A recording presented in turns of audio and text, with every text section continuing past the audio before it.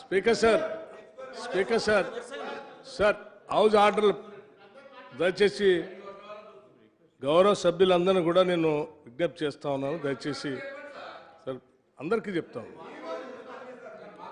Sir అధ్యక్ష, ఈరోజు రాష్ట్రానికి సంబంధించినంతవరకు నీటిపారుదల రంగంలో జరిగినటువంటి అవకతవకలు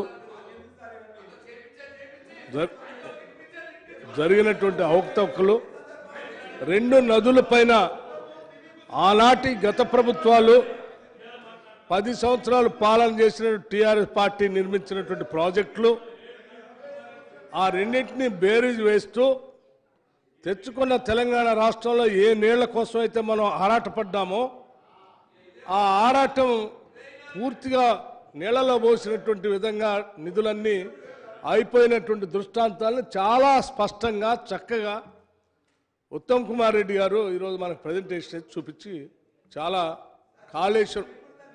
కాళేశ్వరం అధ్యక్ష, ఆడ కాళేశ్వరం చూస్తూ ఉంటే ఏంటి అధ్యక్ష, అసలు నిట్ట నీళ్ళనే ఇట్లా చీలిపోయింది అధ్యక్ష. అక్కడ పిల్లరు కనిపిస్తూ ఉంది. నేషనల్ డ్యామ్ సేఫ్టీ అధికారులు వచ్చి మేడిగడ్డ ఒక్కటే కాదు, అన్నారం సుందెల పరిస్థితి కూడా ఎట్లాగే ఉండబోతోంది. మీరు తొందరపడే నీళ్ళు అందరూ వదిలేరు, అవి కూడా పోతాయని చెప్తా ఉన్నారు. నీళ్లు పోనీయద్దని జ్యోతిష్యులు కాదండి వాళ్ళు. ఒక్క నిమిషం సార్, ఒక్క నిమిషం.